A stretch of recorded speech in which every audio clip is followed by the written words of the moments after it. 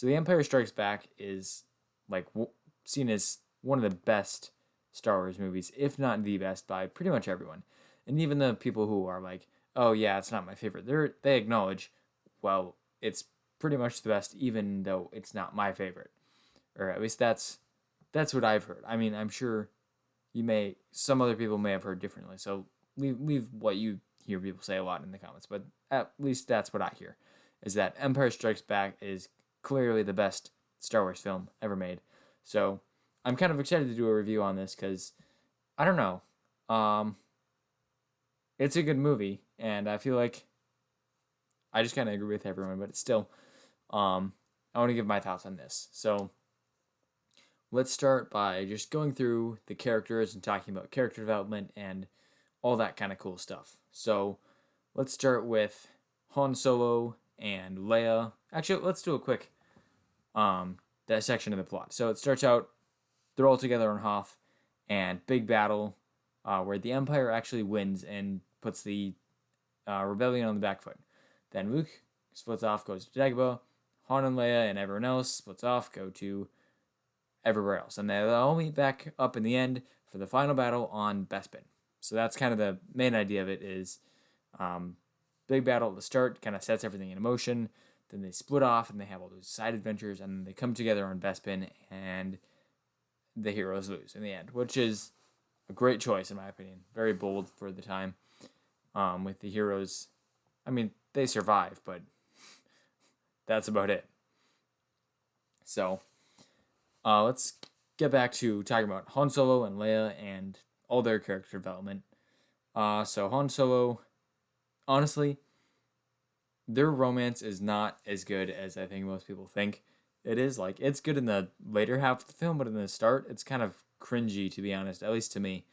With Han like constantly being like, you know you love me, and it's like Leia's like clearly signaling that she's not interested, and he's like clearly uh signaling that he doesn't care.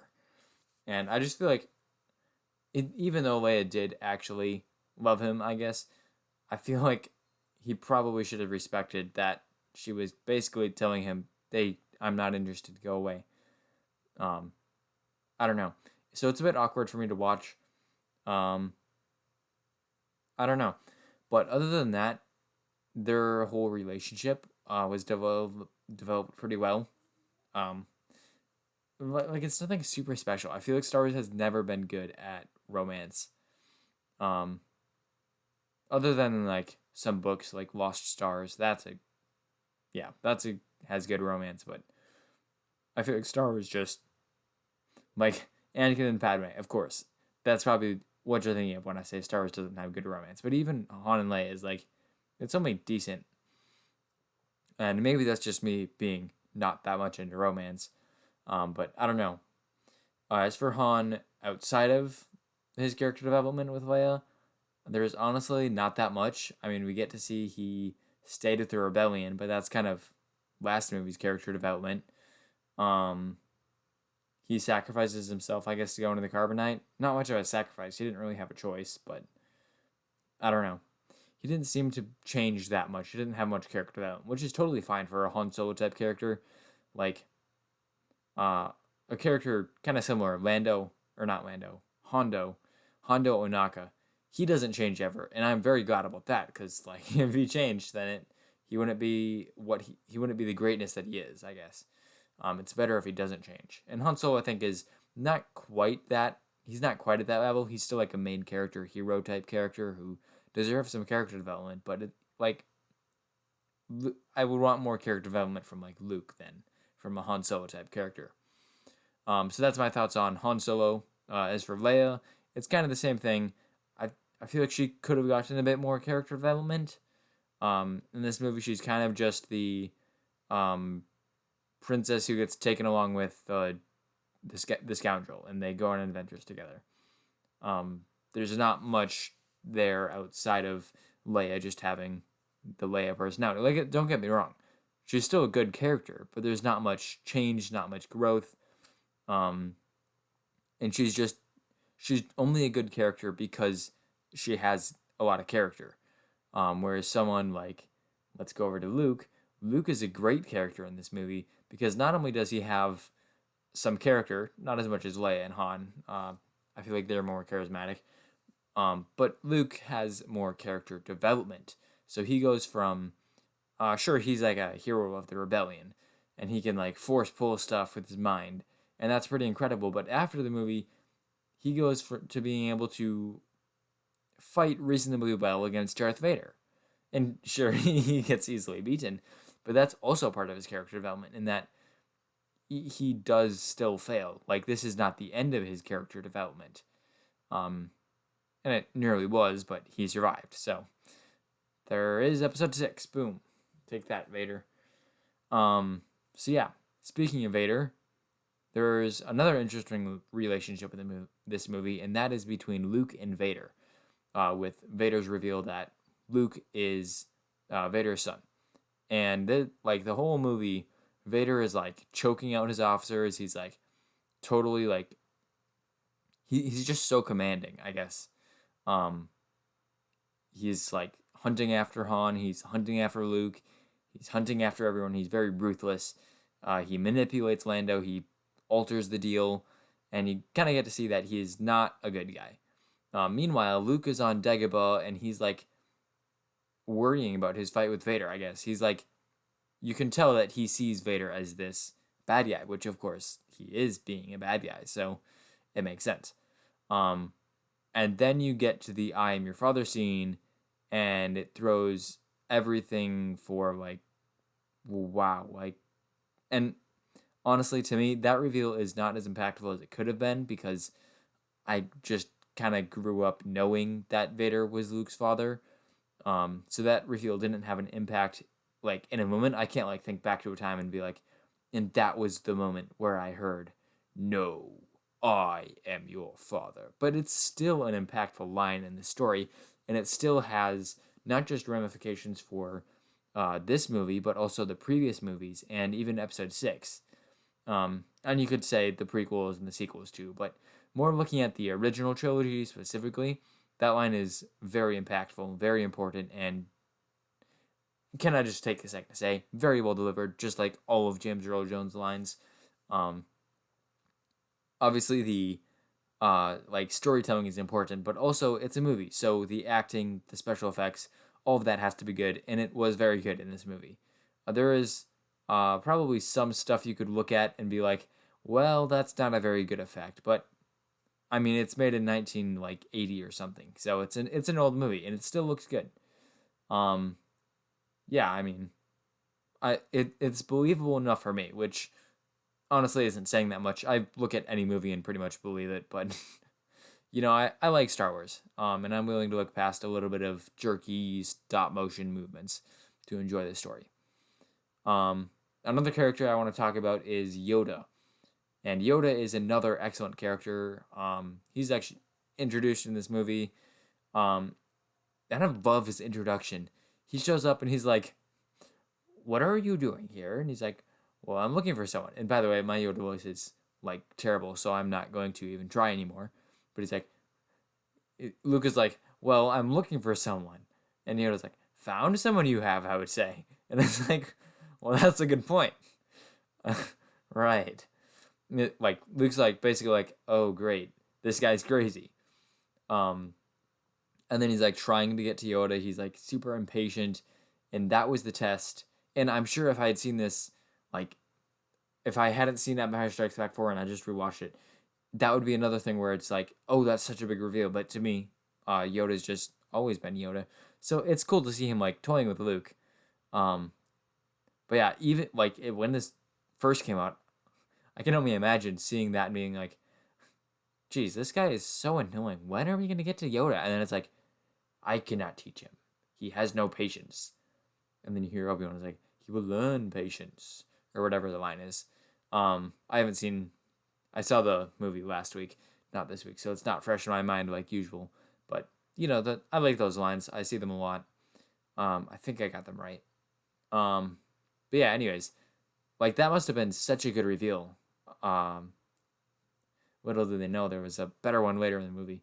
But yeah, Yoda, I mean, and it's not just his character like not just the comedy as well. It's the lessons he teaches about how the Force works. Some of the things in here is like Luke is like, I don't believe it, and Yoda's like, that is why you fail. And then also like size matters not, and do or do not, there is no try. Like all these things kind of lead me to speculate about a lot of crazy stuff in the Force. Like, is there a limit? Like, if size matters not, then like why don't Jedi like throw moons at each other? And if like the reason Luke fails, like the only reason he fails is because he doesn't believe it, then why aren't Jedi like just believing that they can throw moons at each other and then throwing moons? And then what's the last line? I mentioned one other one. It was I forgot. Whatever. Basically, there's a lot of stuff in here that makes you think. And then it's also not just that. There's also like all this stuff about the living force and forces all around you. And it's just kind of, even though Obi-Wan's line in A New Hope, the force is an energy field created by all living things that surrounds us and penetrates us and binds the galaxy together, or whatever it was. That line gives a pretty good summary of the force. Yoda adds a bit more, I guess, tidbits in there to kind of explain the force in more detail. Which is stuff I love, and it's not like he's like explaining it like textbook explanation type stuff, so it doesn't bother me in that sense. But yeah, I like looking at the Force and trying to see how it works. That stuff is very interesting to me. So yeah, we covered Han, Leia, Luke, Yoda, Vader, also Boba Fett. I mean, he looks cool. He's great. If I don't know if you've, I don't know. Have I made? I've probably mentioned this a few times. I'm not the biggest fan of Boba Fett, especially before the Mandalorian. Like, and I think it's not so much that I didn't like him, as it was that I didn't like how much other people liked him and kind of overcompensated for that. I would say, because I mean, what does he even do? He tracks down Han Solo, pretty impressive, but not really any combat skill. Then he shoots once at Luke. He talks to Vader menacingly. He gets reprimanded for disintegrations or something. And then in episode 6, he does this super clumsy offensive against Luke and then gets knocked into the Sarlacc pit by a blind man. And then everyone's like, wow, this character is so cool. He could take on he's the best bounty hunter ever. And it's like, he's so crazy. I just didn't see the evidence there, and it's like, sure, he looks cool, but you're judging him based on how he looks, and that's kind of the feeling I had towards those big Boba Fett fans, which, in hindsight, is probably, not just cruel, but also probably a bit misguided because he is one of the best bounty hunters. Like even if he loses to a Jedi Knight, like that's no, like lots of bounty hunters lose to Jedi Knights. That's not that surprising. And he's still impressive. One bad day doesn't mean he's terrible. And obviously, Legends and the comics and all that stuff made him like way more powerful. So, it totally makes sense that people would believe that. Even when Legends is erased, they can't really erase the hype around him, which I would love to imagine is like this total like in-universe thing where everyone is like so scared of Boba Fett, and he's like, sure, he's like the best bounty hunter, but like people are way more scared of him even than in our universe. Like his reputation is just the biggest thing. And then of course Mandalorian comes out season 2, and we get to see Boba Fett do some more fighting. And I felt they did a pretty good job with that. Obviously there was no way they would make him as weak as he was in like episode 6. That just was not going to happen. And he's had time to like train himself to get better, I guess. I don't know. But also he just seemed to have more advantages. Like in episode 6, he had a bad day. Like, let's be honest, his tactics there were awful, and that cost him like a lot. So I think he learned from that. And it's not like he's fighting Jedi in The Mandalorian, so he's going to look a lot cooler. But yeah, that's enough about Boba Fett. I mean, if you want to hear more, leave a comment with with the chat. I'd love to hear from you and help continue the conversation. Because after all, I am here for the conversation. Talking to a microphone isn't that fun. Like, let's be honest. But yeah, anyways. Moving on. Let's talk about the planets. I love the planets in this movie. It's great. You got Hoth, classic planet. It's covered in snow. So I like snow. It's cool. And there's also like the Tauntauns and the Wampas. It's a cool place. Then you have Dagobah, which I love Dagobah. It's a maybe I wouldn't want to live there. And I know Yoda's like, my home this is. Yeah, but like it's an interesting planet to at least to see in movies. Then there's Bespin, which great idea. Like a city in the clouds, gas giant. That's a cool idea. Then there's where else? I guess just asteroids and stuff. Yeah, just a lot of cool places in this movie. Spaceships, they're the same as usual. AT-ATs. Of course, I don't know. I don't know what more to say about The Empire Strikes Back. If you've been sticking along with this video, thank you so much for watching. If you've got anything to add, leave a chat, or if you're watching the video, not the live stream, leave a comment, and I'd love to respond to you. Yeah, I guess there's a lot more to say about this movie, but I don't know. It's just not fresh in my memory. I don't know how important that's going to be to you guys. So I'm going to leave it at that. Thanks for watching.